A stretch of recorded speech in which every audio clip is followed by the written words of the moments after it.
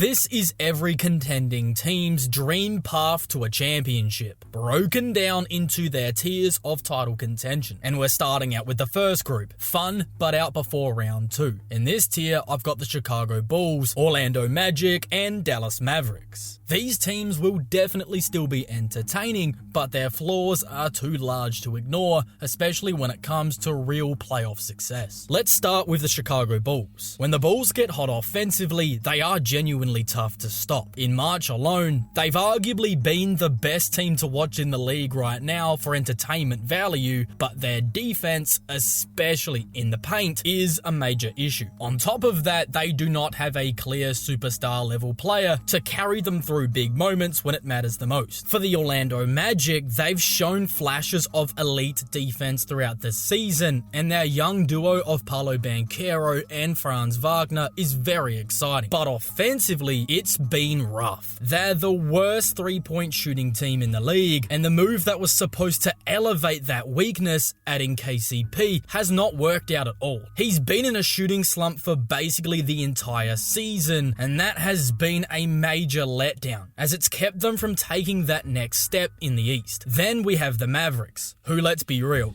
made the worst trade in the league's history. The guy they traded for only managed 3/4 of a game before he got hurt, and now that Anthony Davis is finally back, he's been on a minutes restriction. In my mind, the only way this team makes any real noise in the playoffs is if AD goes nuclear, but it will be fun to see how he goes in a Mavericks uniform. Unfortunately though, with Kyrie Irving out for the season with that ACL injury, their ceiling is pretty much set. However, I do believe that they could be a fun team to watch, just because Anthony Davis is that good. And also, before we continue, if you don't hear your team mentioned in this video, it means I believe they do not have a chance and don't belong in a tier. Now, let's move on to the next tier, scars and second thoughts. In this group, I've got the Memphis Grizzlies and the Milwaukee Bucks, two teams that have been battled by injuries and are likely second-guessing some of their decisions. Starting with the Memphis Grizzlies. The biggest shock with Memphis was the stunning dismissal of head coach Taylor Jenkins right before the playoffs are set to begin. I honestly can't remember the last time a team fired their coach this close to a postseason run, and I already had them placed in this tier before that news broke, but now they fit in this tier better than they did before. Ja Morant and Jaren Jackson Jr. are finally back from their injuries, but they have very little time to get back into top form. With limited games to build chemistry and a coaching change this late into the season, it really feels like Memphis just shot themselves in the foot. I'd be shocked if they made any real playoff noise this postseason because of the injuries to their key players and terrible front office decision making. For Milwaukee, the big concern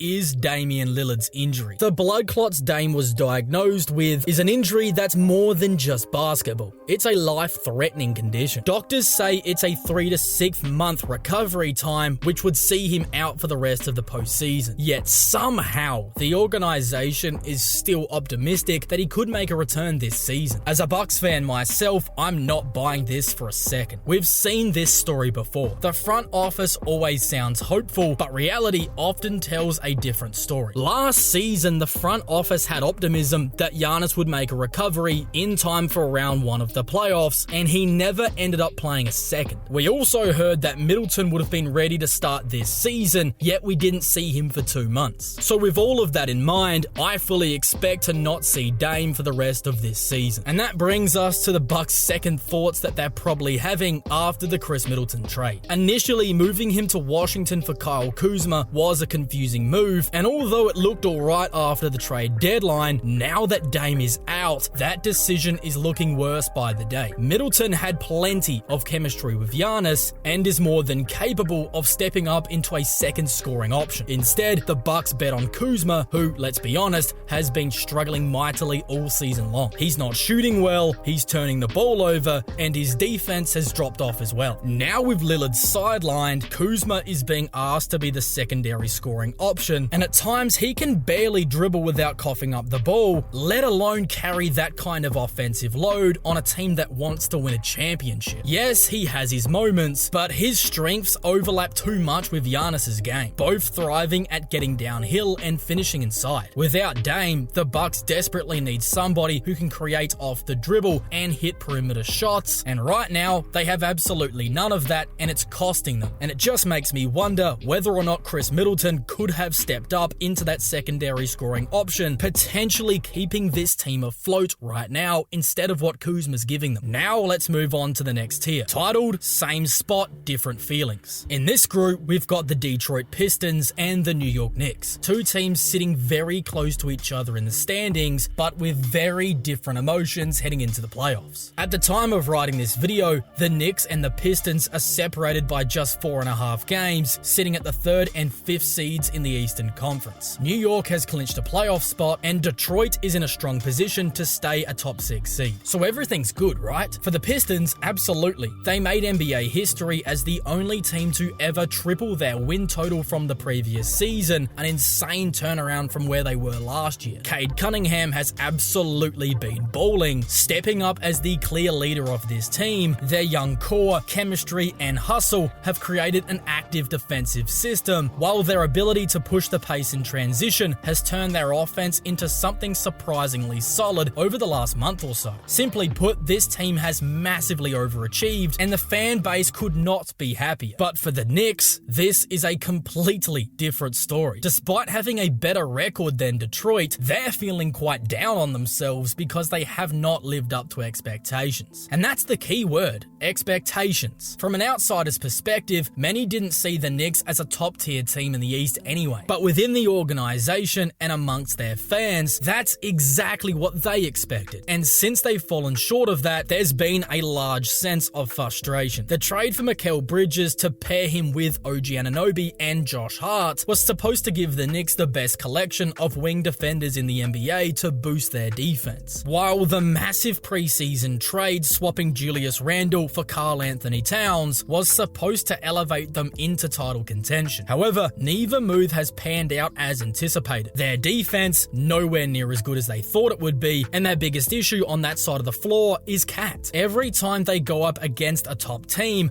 opponents hunt him relentlessly in pick and roll coverages as he gets forced into tough defensive assignments against some of the best ball handlers in the league, and it is absolutely killing New York's defense. The Knicks aren't able to stay in games because they're getting blown out. That is a huge red flag, especially when you consider the fact that they have not beaten Boston, Cleveland, or Oklahoma City yet, and two of those teams are in their conference and they would have to beat them to get to the finals. Their starting five, one of the best in the league, no question. But after that, major concerns. The Knicks are a top-heavy team, and their bench depth simply does not stack up against the other contenders. That is their second biggest weakness after the defensive issues. So the Knicks are still one of the better teams in the league, yet because they had higher expectations, they are very down on themselves heading into the playoffs. Now, let's take a look at the next category, the could do real damage group. And in this tier, we've got the Houston Rockets, Minnesota Timberwolves, Indiana Pacers, and Los Angeles Clippers. Four teams that nobody is going to want to have to see in a 7-game series. First, starting off with Houston, they are peaking at the perfect time. The Rockets have been one of the better teams all season long, but over the last 13 games, they've taken it to a completely new level, losing just once in that span. All year, we've seen flashes of their potential, but now it's all clicking at the same time. Defensively, they've been elite all season, and that has not changed during this stretch, as they're holding teams to 109.7 points per game, the third best mark in the NBA over that span. But what's really pushed them to a new level is their offense. During this 13-game run, they've ranked 7th in offensive rating, putting up 120.3 points per game, and it all came ahead in an absolute demolition of the Phoenix Suns, where they dropped 148 points and won by 39. Earlier in the year, they hit a similar streak like this, where their three-point shooting was falling, and in that time, they were incredibly difficult to beat, but once it dropped off, they lost 6 straight games going into the All-Star break. But now, that three-point shooting is back in full force, making them incredibly tough to beat once again. Add in their relentless energy, dominance on the glass, and defensive intensity, and this team could shock a lot of people in the NBA playoffs. Just like Houston, Minnesota is also rolling, jumping going up to the 7th seed in the West, pushing the Clippers down to 8th. With the standings this close in the Western Conference, and all the teams from 8th to 2nd facing a tough closing schedule, it is go time for all of these teams, and the Wolves are stepping up. At the start of the season, offense was their concern as well, but not anymore. Julius Randle had a rough start, and many wrote this team off early because of it. He had to miss time with injury, and since he's come back, he's been fantastic, making much quicker decisions and thriving as a playmaker, generating open looks for teammates. Minnesota's bench unit is very underrated, with Naz Reid, Dante DiVincenzo, and Nickeil Alexander-Walker bringing the two-way production every single night. And these results speak for themselves. 5th in offensive rating in March, putting up 121.6 points per game, and 4th in defensive rating, only allowing 110.3 points per game. As I always say, true title contenders need to be top 10 in both offense and defense, with at least one of them being in the top 5, something that you can lean upon. But right now, Minnesota not only checks both those boxes, but they're top 5 in both, making them a complete nightmare for any team to have to face in round 1. Now let's talk about the Indiana Pacers, as they're unafraid and unrelenting. If there's one team that will not back down from anybody in the playoffs, it's the Indiana Pacers. Their fast-paced, aggressive style forces their opponents to up their tempo, wearing teams down over the course of a series. And while their defense was a huge weakness for them last season, that has changed in a big way this season. Last year, they ranked 24th for defensive rating, but over the last 10 games, they've ranked 11th for defensive rating, only allowing 111.5 points per game. And honestly, they should be top 8, as the gap between them and the next 3 teams above them is just 0.4 points. Pair that with an already elite offense, and you've got a team that can seriously beat anybody. 10th in offensive rating over the last 10 games, putting up 118.6 points per game. 7th in clutch time offense this season, generating 119.5 points per game in crunch time, along with the 6th best clutch defense, only allowing 104.3 points per game in crunch time. When the game's on the line, Indiana steps up, both offensively and defensively. And in the playoffs, that's absolutely everything. Now for the Clippers, they've been very up and down the entire season, but recently, they've looked like legitimate title contenders. But because of how insanely close the Western Conference playoff race is, one loss to Cleveland, where they did rest Kawhi Leonard, has dropped them to the 8th seed. But do not let that fool you. Over the last 10 games, they've looked better than ever. 1st in offensive rating, generating 125.2 points per game, and 6th in defensive rating, only allowing 110.8 points per game. James Harden and Kawhi Leonard have been phenomenal. Their statement win against the Knicks on the road, despite 62 points combined from Kat and OG Anunoby, showed exactly what they're capable of. Harden was lights out, at one stage hitting 3 straight 3-pointers and finishing with 29 points on 50% shooting, while Kawhi Leonard added 27 points, 10 rebounds, and 7 assists on 56% shooting. And one of the most underrated pieces for this team is Ivica Zubac. Every time he's on the floor, he battles with the league's best bigs and not only holds his own, but often wins these matchups. He never gets the credit he deserves, but his physicality and interior presence is crucial for this team. With Kawhi leading the way, a 2-time finals MVP, and a deep, balanced roster, the Clippers are absolutely built for the postseason. The only question,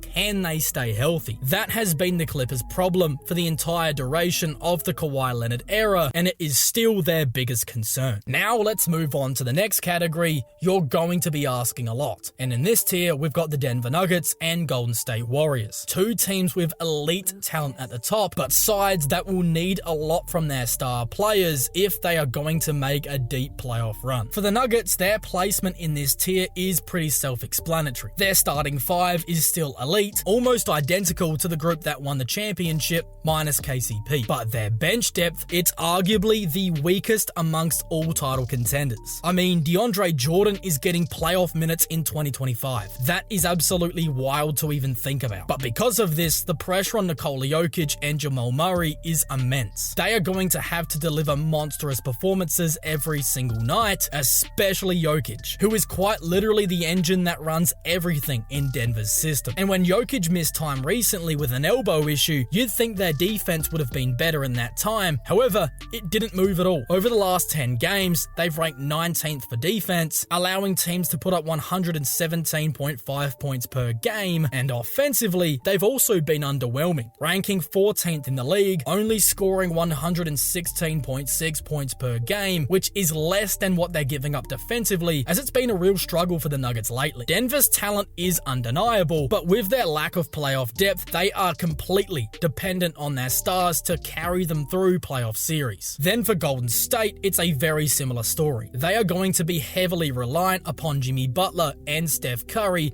to carry them through the postseason. Now, they do have more depth than Denver, but the Nuggets starting five is a whole lot better than Golden State's, with guys like Aaron Gordon, Michael Porter Jr., and Christian Brown being a more proven group of talent than Draymond Green, Moses Moody, and Brandon Podziemski. And that's where the pressure mounts. Because here's the real question. How much do you trust Moses Moody, Podziemski, and Draymond Green to consistently knock down their open threes in a playoff environment? Personally, I'm not overly confident, which means Jimmy and Steph are going to have to make up for that lack of offensive consistency, which is a lot to ask for. Defensively, Golden State have been more than solid, as Draymond Green is still one of the best defenders in the league, while Moses Moody has also turned into a defensive Swiss Army knife, while their defensive structure is playoff tested. But on offense, I do have real questions, especially when teams start face guarding Curry, forcing everybody else to beat them. That's exactly where Golden State has struggled this season, and unless their role players can step up under playoff lights,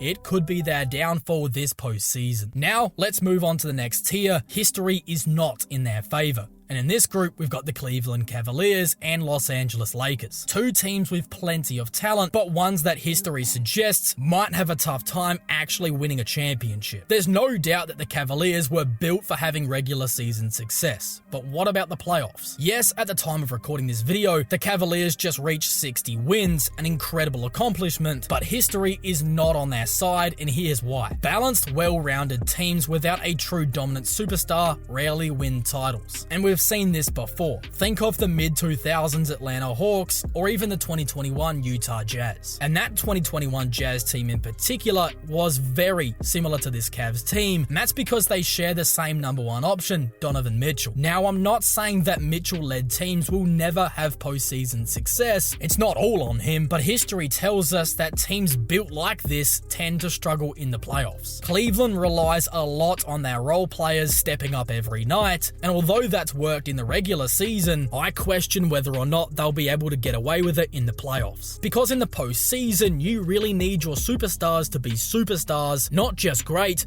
but dominant. And your role players, they need to play their roles without being asked to do too much. Another factor for Cleveland is inexperience. This Cavs squad is young and is in their first year under Kenny Atkinson's new system. Atkinson has done a tremendous job and will likely win Coach of the Year, but new systems often struggle in their first postseason run, and we should expect to see some growing pains with Cleveland in the playoffs. Now for the Los Angeles Lakers, their story is very similar, but the biggest reason history isn't on their side is because of the fact that teams that make major moves at the trade deadline almost never win championships. Yes, Luka Doncic is an incredible player, an easy top 5 guy in the league right now, but his arrival has left a major question mark on the team's defense, especially in the front court. When the Lakers traded Anthony Davis for Luka, they gave up one of the best defensive players in the league for one of the worst. Yet, for a brief period after the trade, the Lakers actually were better on defense. In the month of February,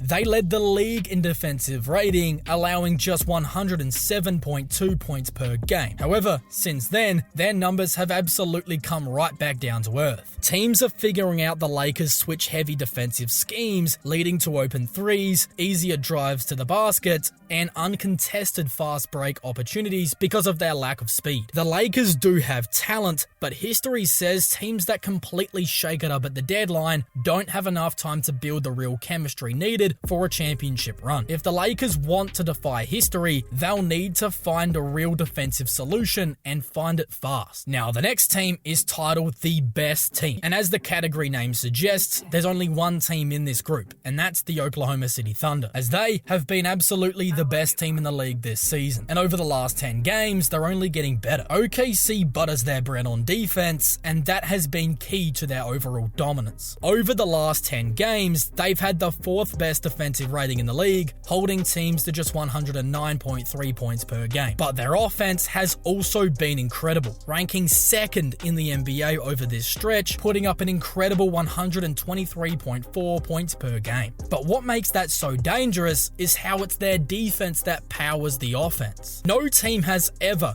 controlled the turnover battle like this Thunder squad does. They force opponents into 17.1 turnovers per game, the best mark in the NBA, and they capitalize on those mistakes, scoring 21.6 points per game off turnovers, again the best mark in the league. To put it simply, Oklahoma City dominates the turnover game every single night, while taking care of the ball themselves, leading the league in limiting opponents' points off their turnovers, while also committing the least amount of turnovers in the NBA. This sheer domination when it comes to the turnover battle gives them a built-in advantage over any opponent any night. But why does this matter in the playoffs? Imagine having to face this swarming defense over the course of a 7-game series. It's exhausting, it's relentless, and it's exactly why Oklahoma City is the clear best team in the NBA this regular season. They've mastered both ends of the floor, built their system on turnovers and efficiency, likely will have the MVP of the league this season with SGA, and have truly catapulted themselves into the title favorites discussion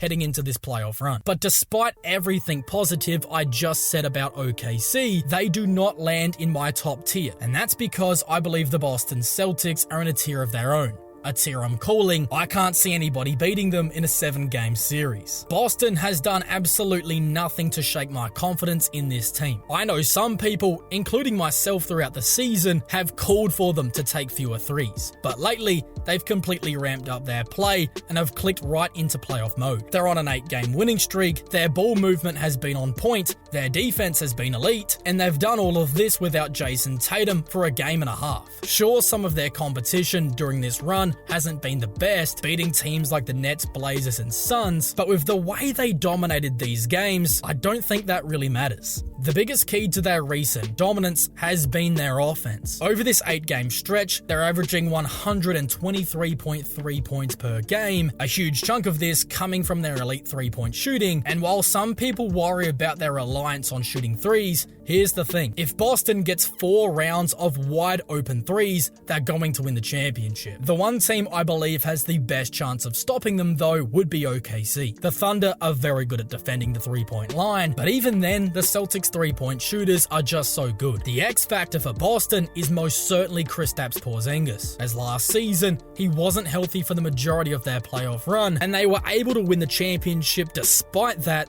but this year, he needs to be there more often because he completely changes everything. He stretches the floor and keeps the defense guessing. When he's in his 2-man actions with either Tatum or Brown, he's nearly impossible to guard. He can score from deep, and by deep, I mean like 30 foot from the basket, while also being deadly in the mid-range or at the rim. And defensively, he's a game changer in the paint, as he's been a very good rim protector. If he stays healthy, Boston becomes even more unstoppable. Going into the playoffs, the Celtics are absolutely my title favorites, and nothing has changed that. They have the experience, the know-how to win in the postseason, and the deepest roster in the NBA. Unless their opponent plays their absolute best basketball for a full 7-game series, or Boston internally collapses, they are going to be borderline unstoppable in a 7-game series. But with the playoffs just 3 weeks away, there are 10 key things you need to know before the postseason begins. And if you want to hear what they are, you can click here to watch that breakdown right now.